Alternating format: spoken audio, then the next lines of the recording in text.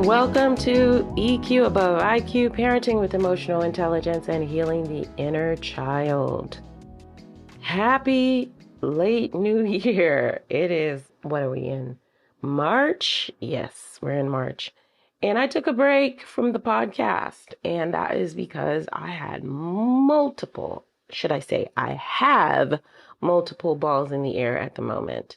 And one of the most important ones is my son. We are dealing with an ADHD diagnosis, or I like to call response to the hegemony of this world, but it's something that I had seen at a very young age. And now I am putting the effort that I need to really make sure that my son is getting the support that he needs, both in school and emotions, and that's what parenting with emotional intelligence is about.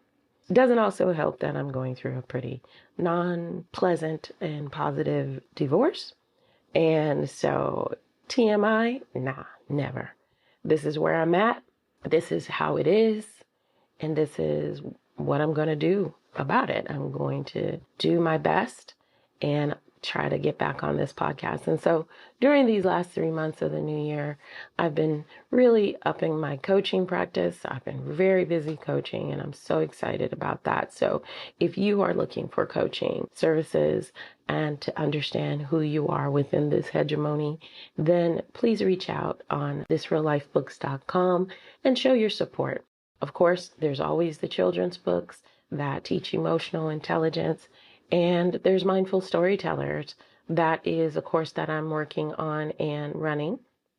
Probably a new session is going to be coming up at the end of April to do writing, to teach yourself or your children or your company how to learn the principles of emotional intelligence through writing your own crafted story in collaborations with your peers, and get a published copy at the end. Leo the Technicolor Panther was the first book of this series that I got the pleasure to work with a bunch of 10 and 11-year-olds. And we really produced a beautiful, heartfelt book that talked about how emotions affect us and how trauma affect us. And it was just beautiful to walk those kids through that journey. But it is not just about children in that age group. It's about the inner child always. We're always, always, always dealing with our childhood trauma. Our childhood experiences are always with us. And do we really ever grow up? You know, I always say we're all just children walking around in adult suits, pretending we have it all figured out while we spread our trauma to everyone we meet, especially our children. So I do appreciate all you listeners who've been checking in, saying, hey, what happened to the podcast? It really made me feel loved. It really made me feel seen. You know, my responses have been what I told you. I've been just dealing with a lot. And because I do each episode as an authentic download, not a batched series, I'm not down with the production model of just like making money to make money. Everything that I do has a deep, heartfelt purpose behind it. And that purpose is to heal the world. And that starts with healing our own inner child and healing ourselves. So I also wanted to step back and take a deeper and broader look at what's happening in the world and to see if the direction that I should take this podcast with parenting, with inner child healing. You know, it's part of the reason why I have two names for this. Parenting with Emotional Intelligence is because I'm a parent, just like many of you. And that is a huge part of my life. And it's a huge commitment in my life. And so cultivating as much emotional intelligence as I can throughout this journey is vital for me, because I, like many of you, am tired of the world that we live in now. This hegemony that we live in now has caused so many problems for us, and they continue. There is a war in Ukraine. There's another big world war looming. And we're all kind of just having our grand awakening where we're realizing that most of the things that we have been taught have been a lie. Whether it's history, whether it's gender roles, just archaeology. I'm a big archaeology fan. And I love that there are so many archaeologists working outside the hegemony and making discoveries about this world and who we are and where we really came from. What was once called a conspiracy is becoming facts. And so I invite all of you to keep an open mind and a open spirit. And also the discoveries around food and how it's negatively been affecting us, our mind, body, and spirit. One of the things that I always tell my clients is that we are a trinity, and not in the religious sense of the word. I am not a religious person. I don't believe religion has added much value to this world, and that it's just basically been a tool for control of the hegemony. So mind, body, spirit for me is how our thoughts and our feelings affect our body health-wise, stress, hypertension, high blood pressure, something that has just been landed on my plate, which I was just shocked because I'm very healthy in my eating. And so, because I know my body is a vessel in which I move around. And if you have any of those three out of whack, wow, the impact on you is really huge. I have always been a naturalist. I try to go the natural way before I give my money or my spirit or anything to Big Pharma, because I always believe that structures built under the hegemony are only there for profit. And how does Big Pharma benefit from that? Well, they don't make money unless you're sick. And the more and more we learn about how preservatives, which block your body from absorbing the nutrients of the food that you're trying to eat, have a huge impact on your health. And those preservatives are not recognized in our bodies. So what does your body do? It turns it into fat. That's what it does. It turns it into fat. So as I've been doing a lot of research and educating myself on all of these processes of mind, body, spirit, I want to share them with you, my audience. And I want to find ways to help parents with children who are neurodivergent, like myself. I've always been the blunt, quirky person who, enjoys time with people, but also enjoys time alone. And as I reflect on my childhood, I didn't smile that much. I look at the pictures and I'm like, whoa, I didn't really have that many cheesers until I started masking in junior high school or high school because I saw that was the best way to make friends. But I've always been a deep thinker and never quite comfortable in the skin I'm in. Not just with my ethnicity or blackness or whatever you call it. I've changed my language around race on purpose because I found that we live on a scale of skin tone. So I say those on the lighter side, pale scale, and I say on the other side, melanated scale, because that's where we're all. We're all on this scale, and none of it really matters except for in the early 1400s when the Portuguese saw a way to profit off of making it matter. So this season is going to be about history. This season's going to be about, of course, emotional intelligence and how that plays into it. This season's going to be about how to educate our children on truth. I'm also doing a partnership with two people called Hegemony Revealed on LinkedIn Lives, Gary Turner and Shahana.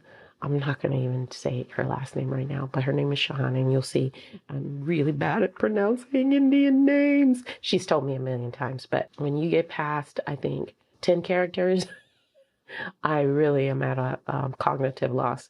So I apologize, Shahana, but you are so loved and blessed and cared for. And thank you for being such a great partner on this Hegemony Revealed journey along with Gary. I have had the honor of speaking my truth with two very like-minded individuals, and we've had guests thus far on there. Elizabeth Alieba, she had just a great book called I'm Not Yelling, and it's basically about navigating as a Black woman in corporate American white spaces. I have been discussing and talking to people about this in the field, different fields, different area. My interests have always lied in the diversity of everything, because even though the hegemony would like us to compartmentalize this experience and this life, it's all truly, truly connected, just as we are. Just as we are on a DNA level, there is always a connection, whether it was by choice or by force. And so this season, I'm going to be discussing some controversial stuff. I'm very active on LinkedIn if you want to check me out there. LinkedIn at This Real Life Books is what you can find me under. They just recently restricted my account for no reason and kind of pissed me off to the point where I put the actual letter I was sent on why. And it had to do with my location. I travel a lot to get my head straight, to get my peace straight for my mental well-being. It is important for me not to stay too long in the United States, a few months at a time, back and forth. I travel all the world. I'm giving my son such an amazing experience to see the world and learn about people of the world, because I didn't want him to be in this hegemonic box of just doom, gloom, pain, strain, and fear. Number one, fear. As the world is changing very rapidly, and as the weather, we are in major climate crisis globally, we are going to see a lot of changes that, as Americans especially, that some people are freaking out about. And so I want to be that voice of calm, but I also want to be the voice of education during this time. The reason why I've always focused on emotional intelligence is because this really, really helps us navigate life in a way that makes sense. Emotional intelligence keeps us emotionally aware of who we are, why we are, and it makes us accountable. We can't get through this life without accountability. The moment we stay accountable for ourselves and our emotions and why we're feeling the way we're feeling is the way that we can retain and maintain healthy relationships with others. I can tell you through my experience of this divorce and actually realizing how much I was supporting my own abuse around self-awareness. Like, I kind of figured out early on that it was not, this person wasn't representing themselves as who they are, who they really are, because they truly don't know who they really are. And that is one of the sad, sad truths about narcissism. And what I really realized is that we live in an inherently narcissistic world. So is he really to blame? I would say not. This world is about seeing us as objects. I always call human beings in this hegemony objectification for production. We're objectified because once we are an object, we're not connected to ourselves or to other people. And this hegemony has been using every tactic in the book to disconnect us from ourselves, our own inner divinity, our own inner power. All of it has been a concerted effort to disconnect us. And we're so, so, so connected to each other.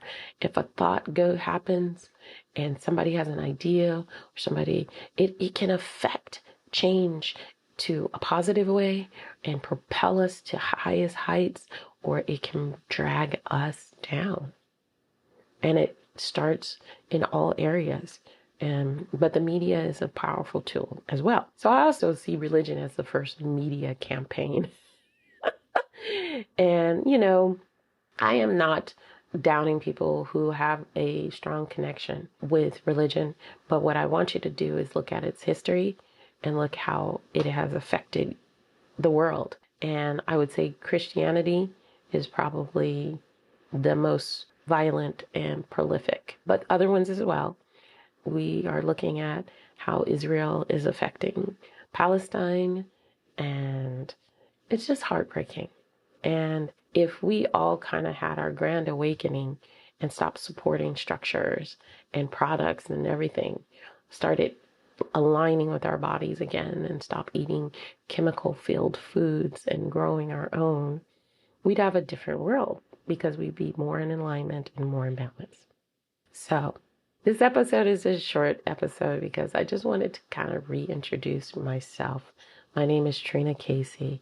I'm a certified cognitive behavioral therapy life coach. I am a certified family trauma professional. I study everything. Some people will call me a polymath, but I don't operate within the structures of the hegemony. So if you're looking for tons of degrees and this and that, you're barking up the wrong tree. I work with spirit, I work with my body, and I work with my mind, and I'm awake. And I would love for you to join me in that journey of waking up and being authentically yourself and never being afraid to say, I got it wrong, or never afraid to say that any emotion, because they are all very important and they're signposts to our growth. So be authentic, be loved, and you know what? Be blessed, because you truly are. And I will see you on the next episode in 2 weeks. Yeah, still bi-weekly because, like I said, I'm juggling. Don't forget to visit viscerallifebooks.com. Please support us. There's links here for you to support us monthly. Check out Mother and Son's Conversations. I wanted to include all of you with my journey with my son as a support. So you can go and listen to us on wherever you listen to podcasts. And also, we are on YouTube. You can check out Mother and Son Conversation. You get to see what I look like, and you can see what my handsome boy looks like. And talk to you soon.